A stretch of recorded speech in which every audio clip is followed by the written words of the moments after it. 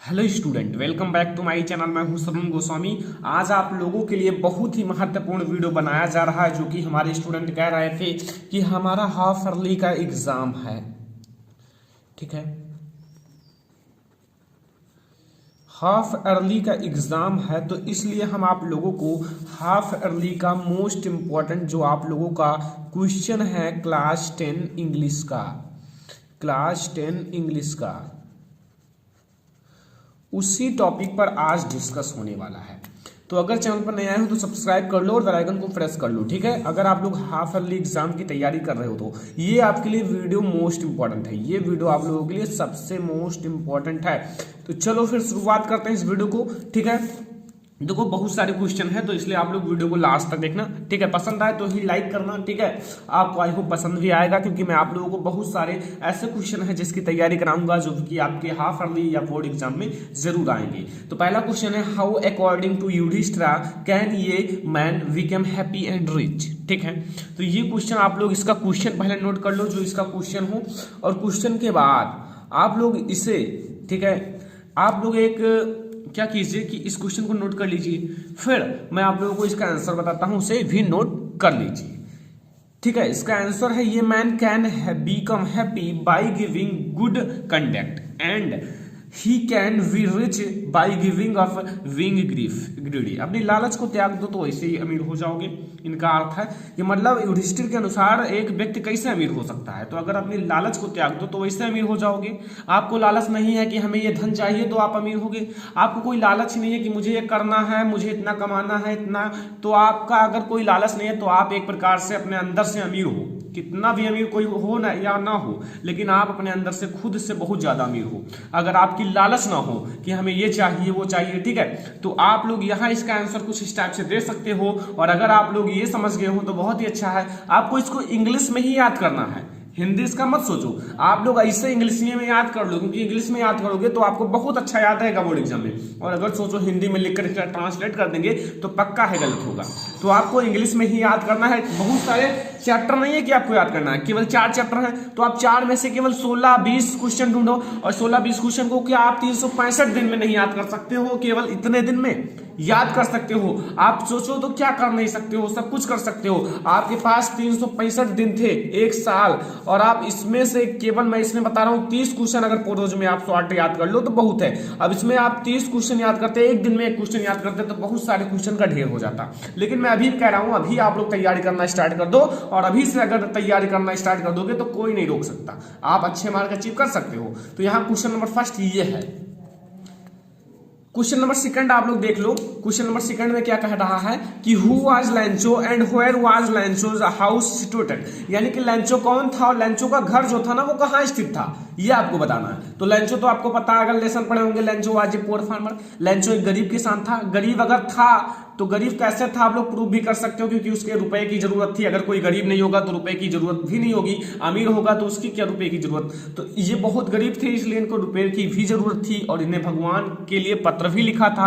इन्हें कुछ रुपए मिले भी थे, लेकिन इनको स्वीकार नहीं किया क्योंकि वो कुछ कम थे। ठीक है, आप लोग लेसन पढ़े होंगे तो आई होप कि इसका अर्थ बहुत अच्छे से जानते होंगे। And his house was situated on a crest of low hill. और इनकी जो लो हिल यानी कि उनकी चोटी पर इनका घर स्थित था, जहां से वो अपने मकई के जो खेत थे ना, वो अपने फसलों को देख सकते थे। ठीक है, तो कुछ इस टाइप से आप लोग इसका आंसर लिखना है। ठीक है, दूसरे क्वेश्चन का कुछ इस टाइप से आंसर लिखना है, और आप लोग यहाँ दूसरे क्वेश्चन का आंसर लिख लो साथ में ही, और अभी से याद कर लो। फिर बाद में जब आप लोग बोर्ड एग्जाम नजदीक आएगा तब याद करोगे तो बहुत इजीली याद हो जाएगा, वरना याद होने वाला नहीं है। और इसे नहीं याद हो जाएंगे, अभी जब आप लोग कोशिश करे रहोगे तो बाद में तुरंत याद हो जाएगा। ठीक है, तो ये आपका क्वेश्चन नंबर 2 है, और हाफ अर्ली में भी यही आएंगे, पक्का है। देखो क्वेश्चन नंबर 3 है, what did Lencho write in his second letter to God. मतलब लैंचो ने 2 लेटर लिखा था, लेकिन उसमें मैं सेकंड लेटर पूछ रहा हूं। और क्यों पूछ रहा हूं, क्योंकि ये मोस्ट इंपॉर्टेंट है। सेकंड लेटर वाला आप लोगों के लिए इंपॉर्टेंट है, इसलिए मैं आप लोगों से सेकंड लेटर पूछ रहा हूं। ठीक है, तो कह रहा है what did Lencho write in his second letter to God. तो यहां देख लो, Lencho wrote to letter to send him the rest of money has needed is it badly, but he requested God not to send the money his time thought mail because the post office employees were dishonest. कहने का अर्थ है कि लेंसो क्यों लिखा था, क्योंकि उन्हें मतलब उन्होंने 100 सेंट की जरूरत थी, उनको कुछ कम ही मिला था। अब आप लोग बताइए कितना मिला था, वो कमेंट करना, ठीक है। अब उनको अगर कम मिला था तो जो उनका बचा था ना वो लेने की मतलब सोच रहे थे अगर भगवान देते ना तो कुल में कुल देते, क्योंकि भगवान बेईमान नहीं होते तो वो कुल में कुल देते, लेकिन ये किसी भगवान ने इसको पैसे नहीं देते। ये जो ऑफिस के कर्मचारी थे वो लोग इकट्ठा करके इनको पैसे दिए थे, लेकिन जब जितना इकट्ठा हो पाया उतना ही दिया गया। लेकिन ये सोचे कि भगवान ने दिया तो भगवान देते तो कम देते नहीं, जितना कहा था उतना ही देंगे। तो इसलिए वो कह रहे हैं कि ये जो पोस्ट ऑफिस के एम्प्लॉयज हैं यानी कर्मचारी हैं वो डिसऑनेस्ट हैं, यानी कि बेईमान हैं, ठीक है। इस टाइप से इनका कहने का आंसर है, जबकि इन्हीं ने इनकी मदद की थी, लेकिन अब इनको क्या पता कि भगवान ने दी है या ये दे हैं, ठीक है। तो कुछ इस टाइप से आपको आंसर लिखना है और ये क्वेश्चन नंबर 3 है। आई होप कि आपको समझ में भी आ रहा होगा, क्योंकि आपको कुछ इस टाइप से लिखना है तो आप लोग इसको नोट भी कर लेंगे। नोट कर लो, अभी नोट कर लोगे तो बाद में इजीली लगेगा, वरना हार्ड तो लगेगा ही अगर नोट नहीं करोगे। फिर तीसरा क्वेश्चन है, आप लोग देखो स्टूडेंट, तीसरा क्वेश्चन आपके सामने है, how was Nehru attached to the Ganga, मतलब गंगा से क्यों अटैच्ड थे। Nehru had been watching the Ganga and Yamuna at Allahabad closely since his childhood, मतलब जो गंगा और यमुना था ना, मतलब पंडित जवाहरलाल नेहरू जी इलाहाबाद से थे तो वो गंगा और यमुना को टाइम टाइम पर देखते रहते थे, जब जाते थे हाँ ये गंगा है ये यमुना है, नदी को देखते थे।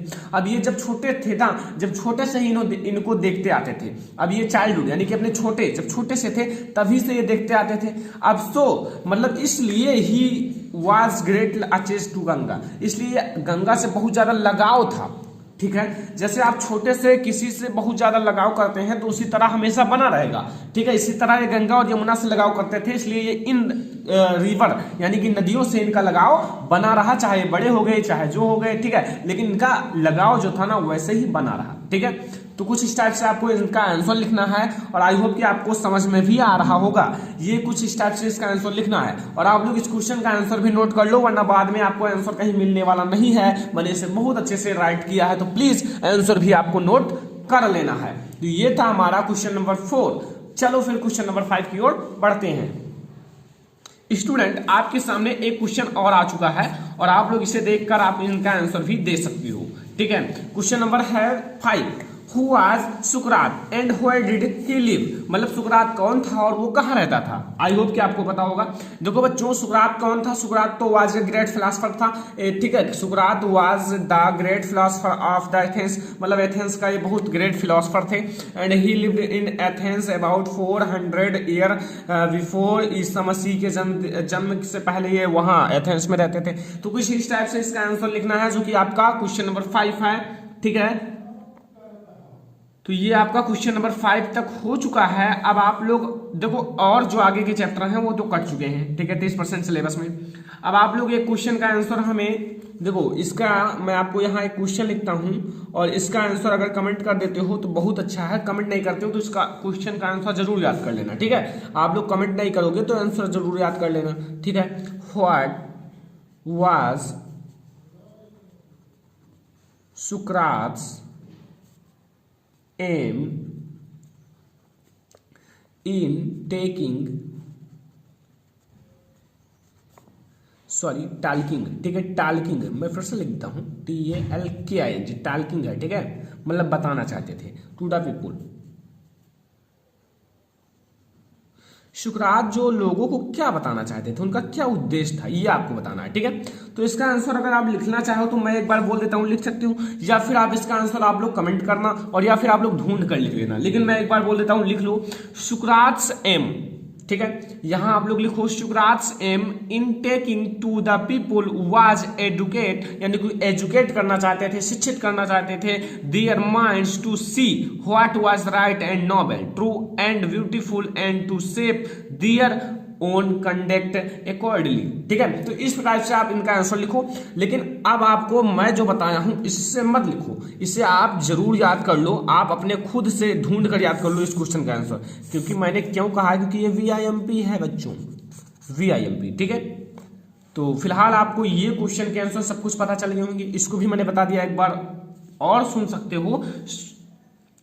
Socrates aim in talking to the people was educate their mind to see what was right and noble, true and beautiful, and to shape their own conduct accordingly।